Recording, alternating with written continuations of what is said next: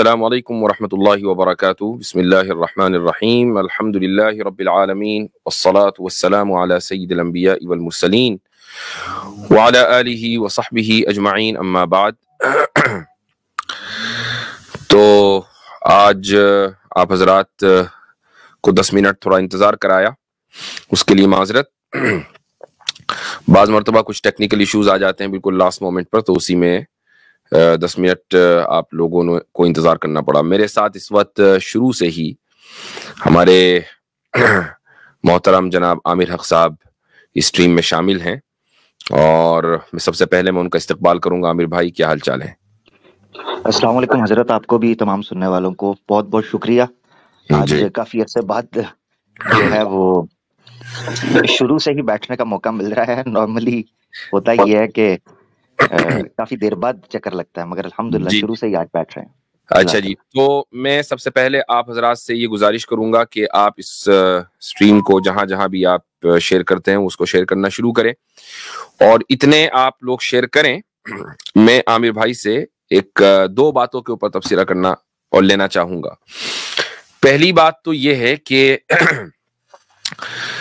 X मुस्लिम movement में कुछ अच्छा नहीं चल रहा है आजकल। मेरे ख्याल से आपकी बद्दुआ ज्यादा लग गई, क्या ऐसा ही है? हजरत मेरी बद्दुआ से ज्यादा मेरे ख्याल से वो सेल्फ डिस्ट्रक्शन का बटन होता है, सुसाइड मैनुअल, एक आपको पता है वो था। जी जी जी। तो वो ये था, मैंने जब इस पर बात की थी तो मैंने एक चीज कही थी। मैंने कहा था कि जितने लोग भी इस पर तबसरा कर रहे हैं वो इसका एक मटीरियलिस्टिकली एनालिसिस कर रहे हैं या सतही सरफेस को एनालिसिस कर रहे हैं। जितने भी इस्लामोफोब्स हैं या नॉन मुस्लिम्स हैं, इवन जो न्यूट्रल थोड़ा सा खुद को प्ले कर रहे हैं, मगर वो ये भूल गए हैं कि ऐसा क्या है कि इन लोगों को इस कदर ये चीजें बैकफायर कर रही हैं। उसकी वजह है इस्लाम के साथ टक्कर। सही, इस चीज से टक्कर ली है वो ये है। कुरान में अल्लाह ताला ने सूरह अनफाल में भी इशारा किया था, वसयुनफिकून अम्वालहुम, इस तरह के अल्फाज हैं, इन्नल्लज़ीना युनफिकून अम्वालहुम लियसुद्दू अन सबीलिल्लाह सयुनफिकूनहा फसयुनफिकूनहा, वो फिर और खर्च करेंगे। और फिर आगे अल्लाह ताला ने कहा मगलूब होंगे, और इन पर ये चीज नदामत का, हसरत का, एम्बैरेसमेंट बन जाएगी जी। ये चीज इनके लिए एम्बैरेसमेंट बन जाएगी।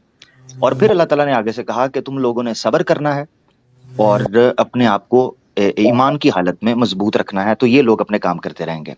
तो मेरे ख्याल से जो हजरत हालत चल रही है उसका सबसे जो कोर रीजन है, बहसियत एक मोमिन के, बहसियत एक मुसलमान के। मोमिन मैं ये लफ्ज इसलिए बोल रहा हूँ कि ये लोग हमें इस नाम से याद करते हैं, अदरवाइज आप भी जानते हैं, हम लोग सब जानते हैं कि मोमिन एक बहुत बड़ा स्टेटस है। हम तो बहसियत मुसलमान अपने आप को पेश करते हैं, एक आइडेंटिफिकेशन जो है। तो बहसियत एक मुसलमान मैं ये चीज कहना चाहता हूँ कि इस्लाम से वो टक्कर इनकी जो हक से बराह रास्त इन्होंने टक्कर ली थी। तो कुरान में भी अल्लाह ताला ने कहा है जो कि कुल जाल हक मिन रब्बिकुम, हक आ चुका है। और एक आयत में कहा कि जाल हक वज़हकल बातिल इन्नल बातिला काना ज़हूका। वो काना ज़हूका एक सिफ्त थी बातिल की, कि उसकी सिफ्त में उसकी जो फितरत है, उसकी जो जबिलत है, उसके अंदर डूबना लिखा हुआ है। अगर थोड़ा सा वो ये है कि जो चीज सामने आई है वो इस कदर झंझोड़ देने वाली है। मेरे ख्याल से अगर पैसों का घपला होता तो शायद ये इतना सेंसिटिव इशू ना बनता, क्योंकि मैंने इनके जो हजारों डॉलर्स में लाइव सपोर्ट करने वाले लोग हैं, बड़ा नाम है, मैं उसका नाम यहाँ नहीं लेना चाहता, मगर जितने एक्स मुस्लिम्स सोशल मीडिया के ऊपर कम से कम लाइव स्ट्रीम में सुपर चैट के जरिए, पैट्रियन के जरिए, पेपॉल के जरिए जिस बंदे को अपना बाबा मानते हैं, मैंने उसकी बात सुनी। वो बंदा कहता है कि अगर सिर्फ पैसों का मसला होता मैं कभी भी बात ना करता, क्योंकि पैसे वो ले गया, ज्यादा वो ले गया। मगर एक हिंदू औरत के साथ जिस बेदर्दी के साथ, जिस बदअखलाकी के साथ, और जिस बदकलामी के साथ, और जिस बदकिरदारी के साथ सलूक किया गया है, वो ये समझते हैं कि इसने हमें ठेस पहुंचाई है। हम ये समझ रहे थे कि इस्लाम के बारे में बात होगी, मुसलमानों के साथ जो है ना जो भी ये करेंगे करेंगे, ये नजला तो हमारी औरतों के ऊपर गिरना शुरू हो गया है। अब ये वो जगह है हजरत, जो इंटरनेशनल पॉलिटिक्स को समझते हैं, वो ये है कि जिस किसी ने भी इस्लाम के खिलाफ कॉन्स्पिरेसी करने के लिए कल्ट्स खड़े किए, चाहे वो रिलीजियस कल्ट्स हों, चाहे वो पॉलिटिकल कल्ट्स हों, चाहे वो एक्सट्रीमिस्ट का एक टोला हो, बाद में ये खुद कहते रहे कि हमने ये बीज बोए थे और आज हमें ये फसल काटनी पड़ रही है और हमें देखना पड़ रहा है कि ये चीज हम पर बैकफायर कर गई है। यही हुआ है इनकी सारी की सारी मूवमेंट के अंदर मुख्तसरन। जी हाँ, माशाल्लाह। एक्नॉलेज इस्लाम साहब ने ज्वाइन किया है। अहलन व सहलन, अस्सलाम वालेकुम। वालेकुम अस्सलाम मुफ्ती साहब, अस्सलाम वालेकुम। आमिर भाई आपको भी सलाम, हजरत जो देख रहे हैं वालेकुम सलाम। जी जी। अच्छा, मैं इस पर एक चीज कहना चाहूंगा, वो ये कि मैं एक किसी शख्स की वीडियो मेरी टाइमलाइन पर आई और वो मुर्तद था और वो उस शख्स के खिलाफ बोल रहा था जिसका आप हवाला दे रहे हैं। बद किरदार, बदतीनत, निहायत लो IQ वाला, बदतमीज इंसान, जानी, जिसकी बात हो रही है, उसको वो एक्सपोज कर रहा था। तो उसने एक ब्लास्फेमस स्टेटमेंट दिया और उसने कहा कि ये इस्लाम छोड़कर भी, अल-इयाज़ बिल्लाह, उसने रसूल अकरम सल्लल्लाहु अलैहि वसल्लम का नाम लिया कि ये उनसे भी आगे निकल गया, अल-इयाज़ बिल्लाह। ये उसने एक ब्लास्फेमस स्टेटमेंट दिया।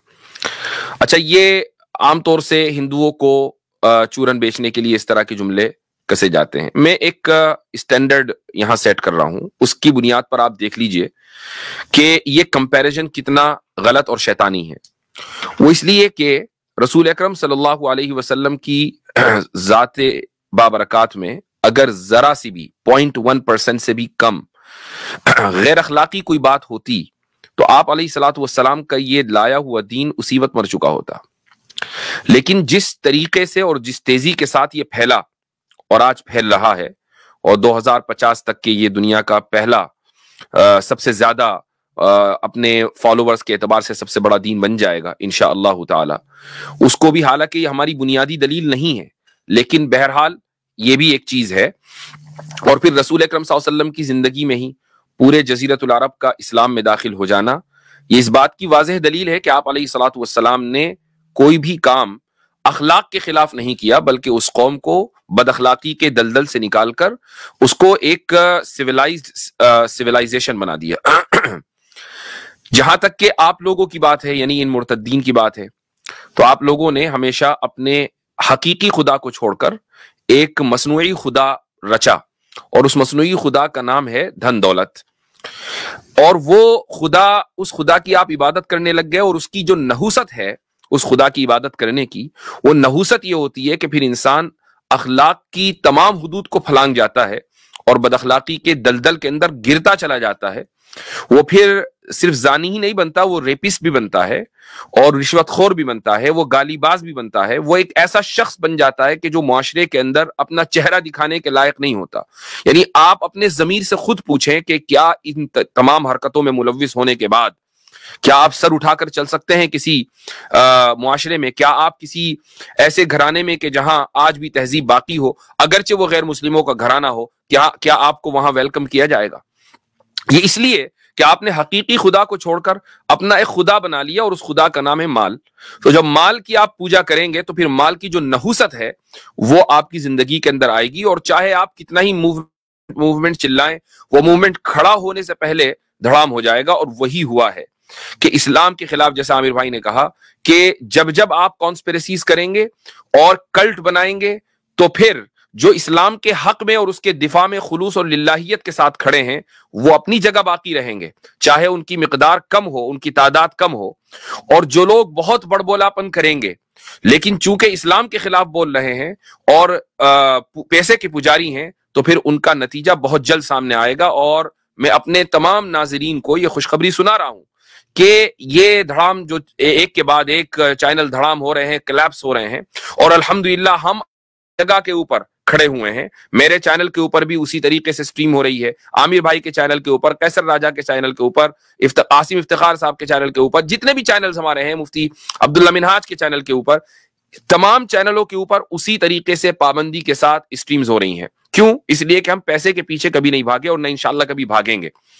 और तादाद को हमने देखा नहीं कि यार मेरे इतने व्यूज आए हैं, 10 व्यू आए हैं कि 10,000 व्यू आए हैं। It doesn't really matter. हमारा काम क्या है कि हमें हक को कहना है और हक का दिफा करना है। तो अल्हम्दुलिल्लाह ये चलता रहेगा। हाँ, हम खुद ही ये समझ लें कि भाई हमने मैदान फतह कर लिया, अब मुखालफत में कोई बचा ही नहीं है, सब लोग खत्म हो चुके, तो ठीक है, फिर हम भी अपने दूसरे काम करेंगे। हमें क्या जरूरत है 3 घंटे रोजाना अपना बीपी हाई करने की? क्या ख्याल है आमिर भाई? बिल्कुल ऐसा ही है। हम इसके बिल्कुल बरअक्स जो है वो कुछ अपने मुआशरे के अंदर को अपना काम करें, अपने इर्द गिर्द चीजों को देखें और इस्लाम का वो पहलू उजागर करें जिस तरफ अंदरूनी तौर पर इस्लाह की जरूरत है। हम उस जी तरफ तवज्जो करेंगे जब हमें पता चल जाए कि हमारा मामला क्लियर हो गया। अच्छा हजरत, यहाँ एक बात मैं जरूर करना चाहता हूँ इससे पहले कि आप आगे बढ़ें।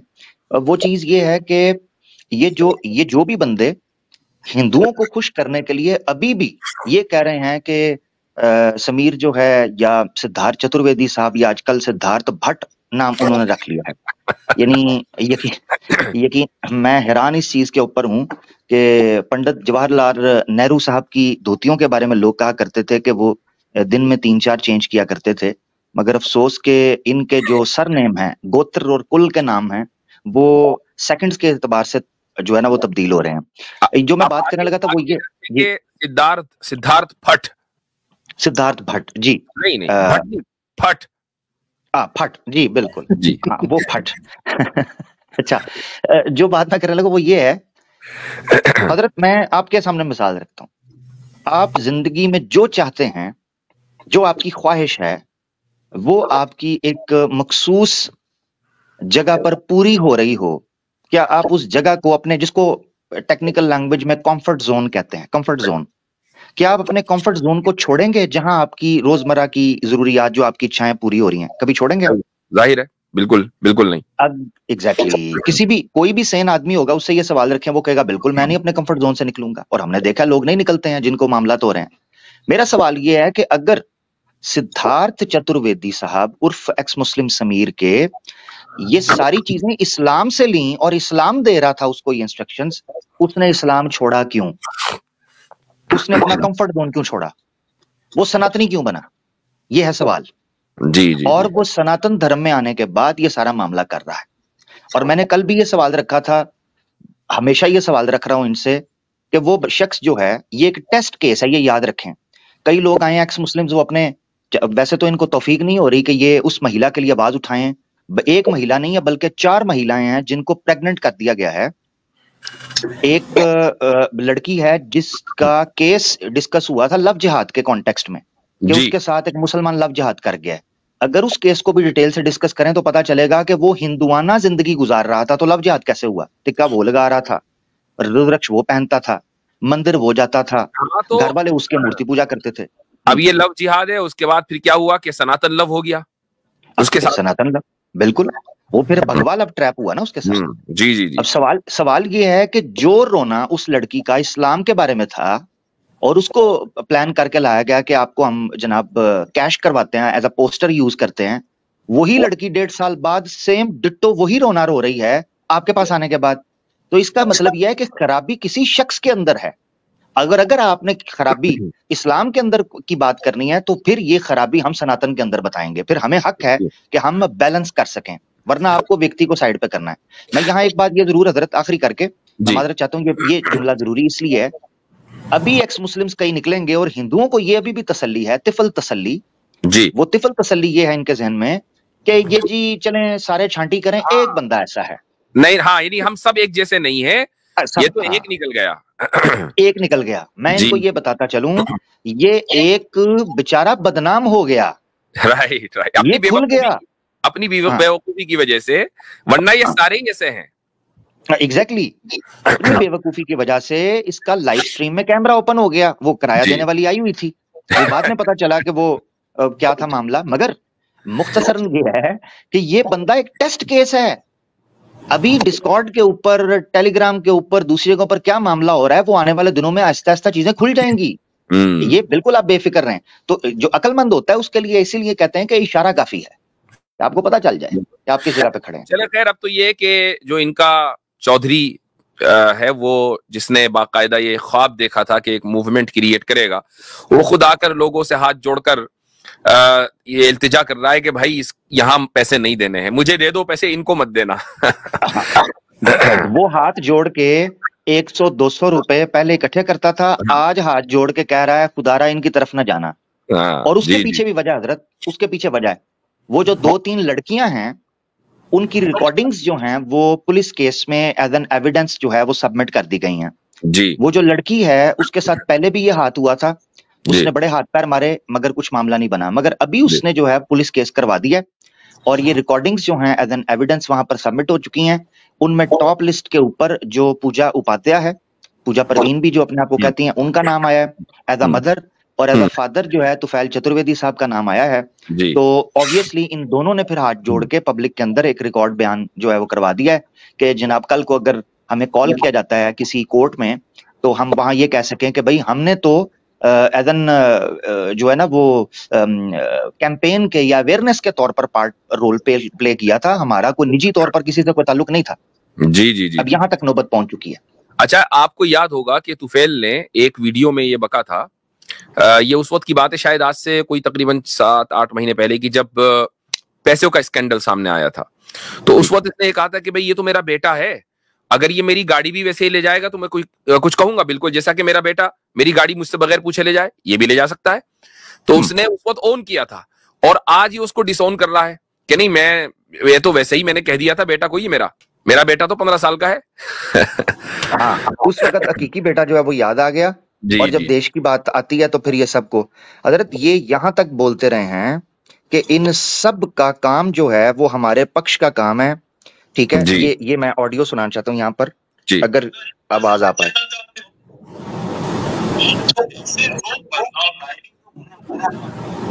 ये 1 मिनट रुकिएगा जरा, मैं इसकी ना सेटिंग माइक की करूं। हाँ ठीक है, आ जाएगी आवाज, आ जाएगी, ये जरा सुनिएगा।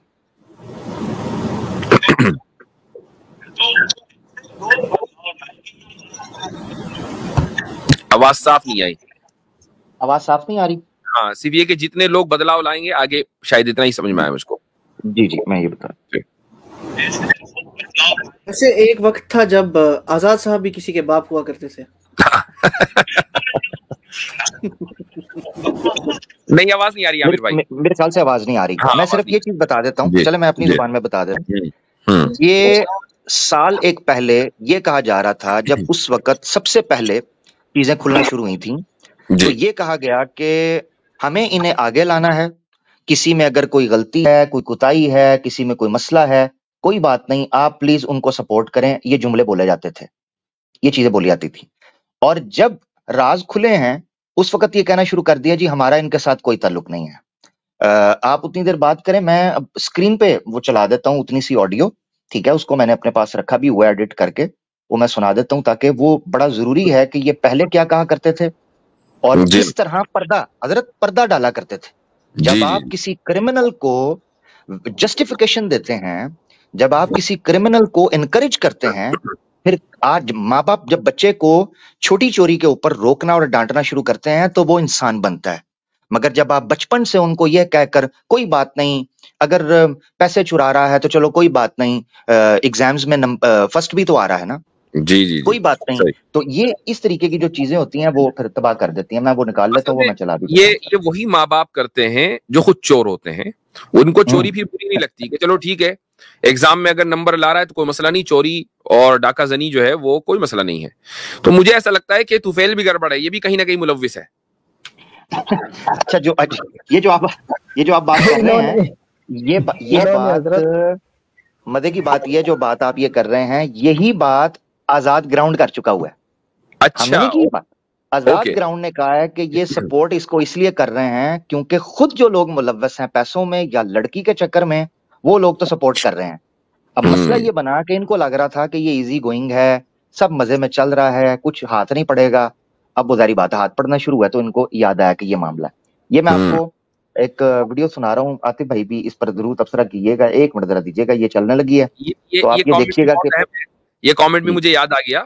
तुफैल चतुर्वेदी ने सराहतन कहा था कि अगर किसी लड़की वड़की की बात आए तो उसे नजरअंदाज करें, क्योंकि वो आपकी हकीकी बहन बेटी तो है नहीं, वो उससे बड़ा काम कर रहा है। जी जी जी जी जी जी, बिल्कुल, ये मुझे याद आ गया, बिल्कुल कहा दो। ये जो मैं ऑडियो सुनाने लगा था, बिल्कुल ये वही जुमले हैं, ये जरा देखिएगा स्क्रीन पर। वो आगे लाना, और ये काम मैं आप और हम जैसे लोग जिनके बस का है एक्स मुस्लिम मूवमेंट में, और आपके माध्यम से मैं जितने भी श्रोता हैं इस बात को समझें। हो सकता है कि समीर में कहीं आपको किसी को कमजोरी दिखाई दे, हो सकता है कि आपको अपोस्टेट इमाम की कोई कमजोरी दिखाई दे, साहिल की कमजोरी दिखाई दे, सचवाला किसी मामले में किसी आपकी कसौटी पे खड़े ना उतरते हो। हमारी कसौटियों को अप्लाई करने का कोई घर ही नहीं है, जरूरत ही नहीं है। वो जिस कार्य को कर रहे हैं उसका अंत तो गत्वा परिणाम राष्ट्र के पक्ष में आ रहा है, इसलिए राष्ट्र को चाहिए कि इन लोगों को मजबूत करें।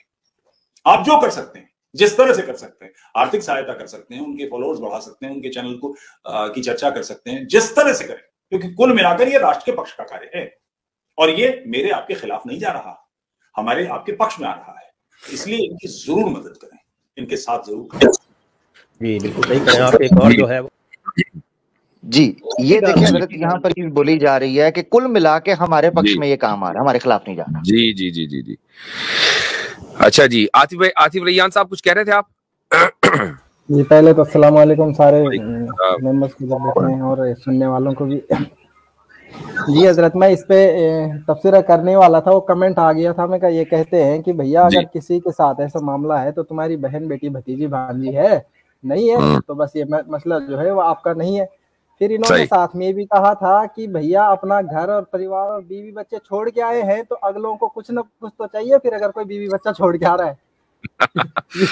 इन्होंने साथ में कहा था। अच्छा, देखे हिंदुओं को एक्सेप्ट कर लेना चाहिए कि एक मुसलमान 4 बीवियां छोड़कर आया है तो 4 सनातनी तो चाहिए उसको। भाई बिल्कुल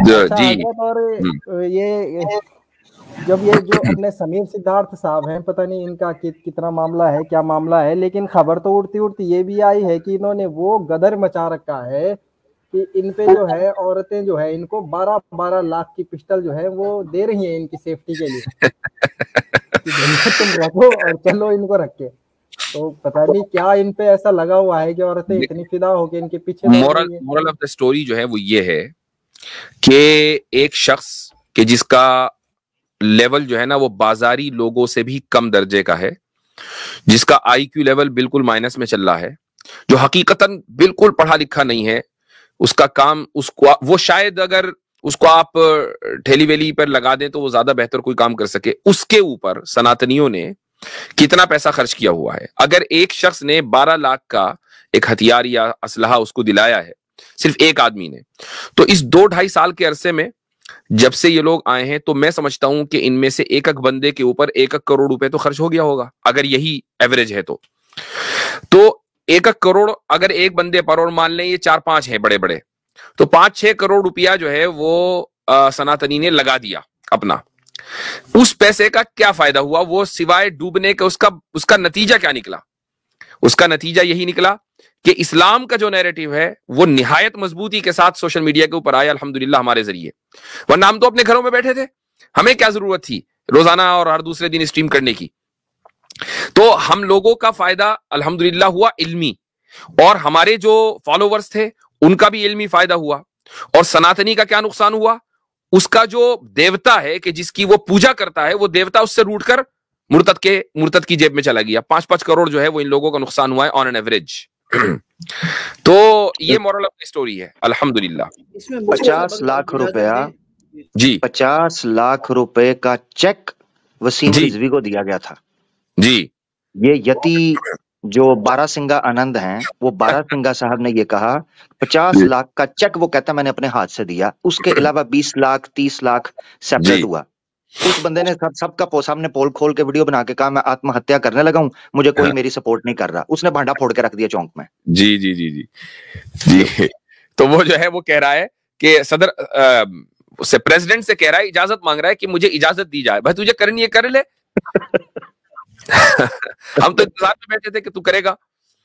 चलिए खैर जी, मुझे अगर इजाजत दे तो मैं इस पे जी जी जी जी, और उसके बाद आपके बाद में इंशाल्लाह फिर लिंक पब्लिक कर दूंगा जी। इसमें एक और मॉरल ऑफ द स्टोरीज है, एक है हमारे हिंदू भाइयों के लिए और एक जनरल में। जो जनरल वाली बात ये है वो ये है कि मैं लोगों से भी कह दूं, इसीलिए जो है वो इस्लाम में जो है वो मैरिज के अलावा जो जिना है उसको हराम करार दिया गया है, क्योंकि इसकी तो जिंदगी गई।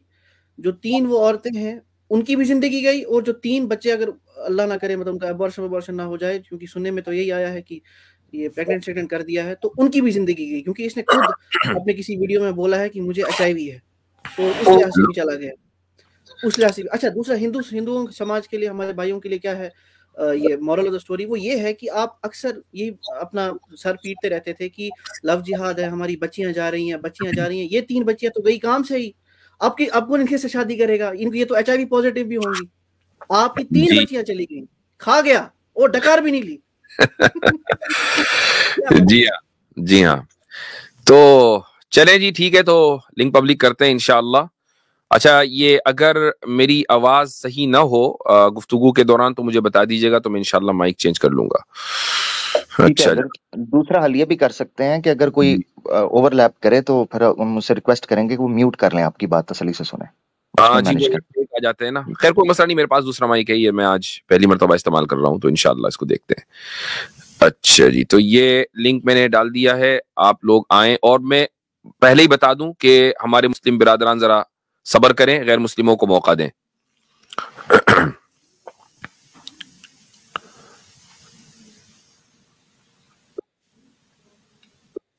लिंक पिन भी कर दिया गया है।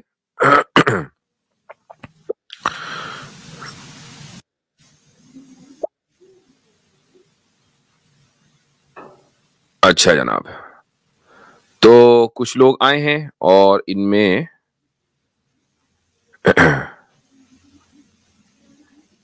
जी हाँ, मोहम्मद अली। अस्सलाम वालेकुम। वालेकुम अस्सलाम। आपका वो सवाल ये था मेरा कि बालों पे तेल लगाने के बाद वजू हो सकता है? निकल लीजिए। चले, वेरी गुड। चले ठीक है। एक मिनट रुक जाइए फरीद। अभिषेक। हेलो, गुड इवनिंग मुफ्ती साहब। जी हाँ, गुड इवनिंग। अब मुफ्ती साहब, मैं थोड़ा मतलब ऑलमोस्ट जो मेजर रिलीजन्स है वो मतलब देख रहा था, तो उसमें मेरे को जो वन गॉड के कॉन्सेप्ट वाले जो रिलीजन है वो थोड़ा पावरफुल लगते हैं। तो उसमें जैसे इस्लाम है आपका, फिर जुडाइज्म है, सिखिज्म है।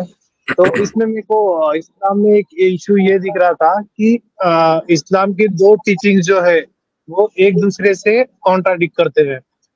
उसमें जैसे आपको एक बताऊं कि इस्लाम ये बोलता है कि खुदा ने हर हर दुनिया के एरिया में या हर हर कौम में उसका एक प्रॉफिट भेजा है। ये है इस्लाम की टीचिंग। ठीक। और दूसरी जगह ये बोलता है खुदा कि जो खुदा शिर्क के अलावा मतलब खुदा के अंदर किसी को कंपेयर कर रहा है, उसका पार्टनर बना रहा है, तो वो गुनाह जो करेगा उसके अलावा बाकी कोई कुछ भी करे, चोरी करे या किसी का कत्ल करे, पॉसिबली है कि उसको माफ कर देगा वो, पर शिर्क को माफ नहीं करेगा। तो एक तो मतलब अगर हम लोगों को देखे तो हम तक तो कोई प्रॉफिट आया नहीं, और या दुनिया के बहुत सारे रीजन्स है जहाँ पे प्रॉफिट आया नहीं। मतलब जितने भी प्रॉफिट्स हैं मोस्ट ऑफ मिडिल ईस्ट में है। मतलब चाहे वो जीसस हो या मोसेस हो, अब्राहम या जितने भी है, मतलब जॉन, जितने भी है सब ये मिडिल ईस्ट के लोगों में मतलब वो टाइप की धारणा दिखती है। तो ये एक दूसरे से कॉन्ट्राडिक्ट नहीं कर रहा क्या मुफ्ती साहब? ये इसमें कॉन्ट्रडिक्शन कैसे हुआ? पहले तो खैर मैं अब इस पर बात करने से पहले आपसे मैं ये पूछना चाहूंगा कि आपने कहा कि जो मोनोथीस्टिक रिलीजन है वो आपको ज्यादा मजबूत लगते हैं।